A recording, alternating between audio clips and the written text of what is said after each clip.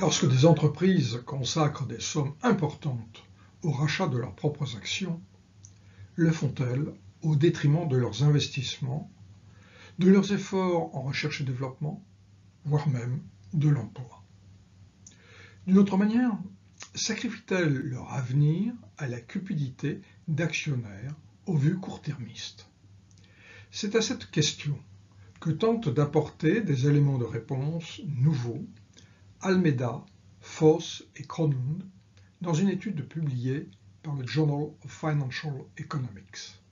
Il est difficile de tester s'il y a une relation causale.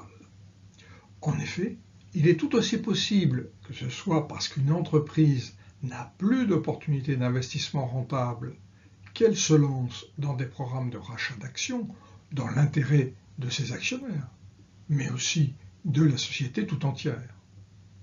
Pour tenter de dépasser ces difficultés, les auteurs proposent un plan expérimental original.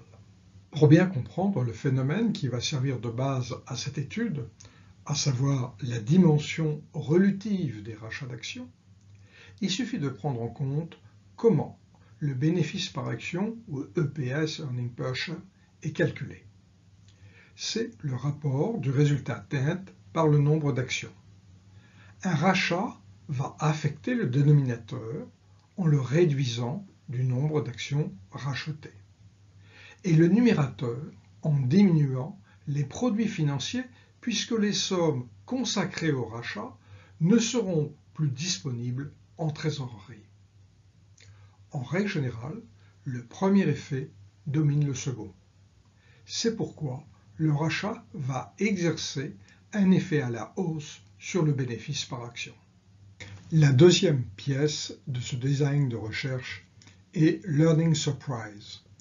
Learning Surprise est la différence entre le bénéfice par action annoncé par la firme et le bénéfice par action prévu en moyenne par les analystes financiers. Si cette différence est négative, elle peut être perçue comme une mauvaise nouvelle par le marché, et le cours peut être affecté négativement, ce qui n'est jamais agréable pour des dirigeants qui détiennent par exemple de nombreuses stock options. Pour éviter un tel désagrément, les dirigeants peuvent être incités à racheter des actions dans le seul but d'augmenter le bénéfice par action afin qu'il ne soit pas inférieur aux prévisions des analystes. Ainsi, une mauvaise nouvelle devient une bonne nouvelle. Almeida, Foss et Kronlund choisissent d'identifier les firmes qui auraient dû annoncer un bénéfice par action inférieur à la prévision et qui ont pu, grâce à un programme de rachat, annoncer un bénéfice par action supérieur ou égal. La raison du rachat semble bien être liée dans ce cas à cet objectif d'information financière et indépendant des opportunités de croissance de la firme. Il est alors intéressant de se pencher sur sa politique réelle, investissement, recherche et développement, emploi. Si des évolutions apparaissent pour ces entreprises particulières et non pour celles qui ne sont pas affectées par cette pratique, alors on aura une suspicion très forte, comme quoi les rachats d'actions se font au détriment des investissements, de la recherche et développement et de l'emploi. Almeida, Foss et Kronlund ont constitué un très gros échantillon à partir des bases CompuStat et CRSP, qui couvrent l'ensemble des entreprises américaines cotées. Les données concernant les résultats sont disponibles sur une base trimestrielle. Seuls les secteurs particuliers des utilities et des financials ont été exclus. Au total, les auteurs disposent d'un ensemble de 385 488 observations. Almeida, Foss et Kronlund vont concentrer leur attention sur les entreprises qui annoncent des résultats voisins de celui qui correspond au consensus des analystes. Il y a ceux qui devraient être tout juste inférieurs et dont une partie va fournir le groupe de traitement. Il y a ceux qui sont tout juste supérieurs et qui vont servir de comparables. Même si les variations induites par les rachats sont de faible amplitude, ces opérations sont loin d'être négligeables. Le court exemple ici projeté montre qu'une réduction de 1 centime du bénéfice par action est provoquée par des rachats représentant 20% des profits. Ce graphe, emprunté à l'article, fait figurer en abscisse l'earning surprise exprimé en proportion du cours boursier, et tel qu'il se serait produit s'il n'y avait pas eu de rachat en ordonnée. Apparaissent les fréquences de rachat. Il apparaît clairement une discontinuité autour du seuil de 0. Les probabilités de rachat augmentent sensiblement au voisinage inférieur de 0 et traduisent des comportements particuliers qui vont être exploités tout au long de cette recherche.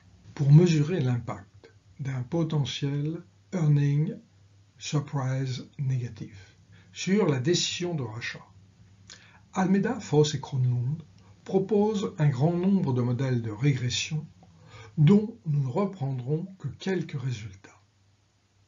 Ils régressent d'abord la décision de rachat, ou les montants rachetés, sur une variable muette intitulée grand I négatif, prenant la valeur 1 si l'earning surprise potentiel est négatif, ainsi que sur des variables d'interaction avec en particulier le montant de l'earning surprise. Un vecteur grand X de variable de contrôle, des effets fixes par firme et par période sont également introduits. Les auteurs ont choisi pour cette étude 2 fenêtres d'observation autour de ce seuil de 0 earning surprise. Quelle que soit la taille de ces fenêtres, les résultats restent les mêmes. Le fait que l'entreprise soit potentiellement confrontée à l'annonce d'une mauvaise nouvelle, earning surprise négatif, et qu'elle rate de peu le seuil de 0, l'incite à effectuer un rachat d'actions. La probabilité d'un rachat augmente significativement. Par exemple, 6,23% en plus, ce qui est considérable pour une probabilité d'occurrence non conditionnelle de 23%. De plus, cet événement affecte également de manière très significative les montants rachetés. Le point essentiel est bien évidemment de vérifier si ces rachats particuliers ont affecté la politique réelle de l'entreprise, à savoir les investissements, les dépenses en recherche et développement et l'emploi.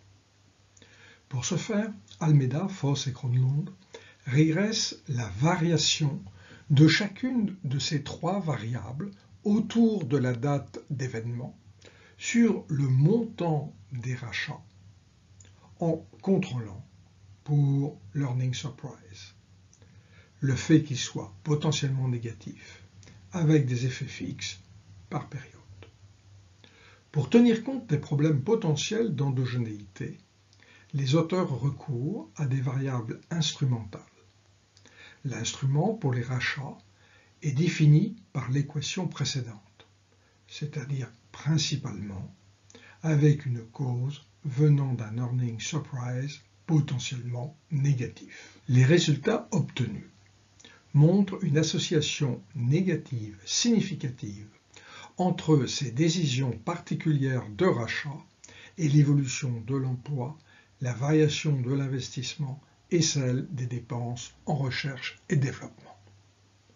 Ceci va dans le sens de la thèse selon laquelle les dirigeants d'entreprise n'hésitent pas à amputer leur potentiel de croissance en effectuant des rachats d'actions dans le seul but de maintenir leurs bénéfices par action et ne pas être sanctionnés par le marché boursier.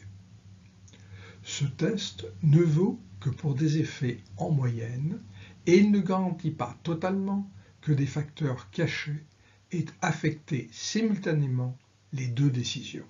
Almeida, Foss et Kronlund montrent que les coefficients estimés sont non seulement statistiquement significatifs, mais aussi économiquement. Par exemple, pour des rachats trimestriels moyens de 21,65 millions de dollars, et sachant que 37% des rachats sont effectués en moyenne par des firmes concernées, l'effet du rachat est de l'ordre de 9% des investissements, de 8% de l'emploi et de 3% des dépenses en recherche et développement. Par parcimonie, nous ne détaillerons pas tous les résultats très nombreux fournis. Nous nous contenterons de rappeler que l'étude s'intéresse aussi aux effets sur la politique de financement. Dans ce domaine, le seul effet significatif obtenu est celui peu surprenant d'une baisse des encaisses détenues. En revanche, il n'y a aucun effet significatif sur les émissions d'actions nouvelles et sur celles de dette. Il reste maintenant à voir quels sont les effets globaux sur les valeurs boursières. Quel est, en quelque sorte, le jugement du marché boursier? La réaction des marchés est mesurée à travers les rendements anormaux cumulés, ou CAR, observés autour des annonces de rachat sur une fenêtre -1 jour plus 1 jour. L'échantillon des entreprises qui effectuent des rachats est segmenté en divers sous-échantillons. Par exemple, celles qui réduisent leur cash, celles qui ne le réduisent pas. On peut observer que les firmes les plus nombreuses financent ces rachats en réduisant d'abord leur cash, 47% d'entre elles, ou en différant leurs investissements pour 45% d'entre elles, et plus rarement en réduisant leurs dépenses en recherche et développement, 16% d'entre elles, ou leurs effectifs, 6% d'entre elles. La réaction des marchés est doublement intéressante. Quand il y a une réduction du cash, l'impact de l'earning surprise qui aurait dû être négatif, moins 0,33, est gommé par celui du rachat, plus 0,56. Le solde est pratiquement équivalent à la réaction en cas de earning surprise positive, 0,22. Cela aurait été la même chose s'il n'y avait pas eu de baisse du cash. L'impact du rachat est de 0,57, pratiquement équivalent à 0,56. En revanche, les résultats sont différents en cas de baisse des investissements. La correction n'est que de 0,46 et laisse un solde positif de 0,15, 0,46 moins 0,31, significativement plus faible que 0,23. Le phénomène est encore plus marqué en cas de réduction de la recherche et du développement ou de l'emploi.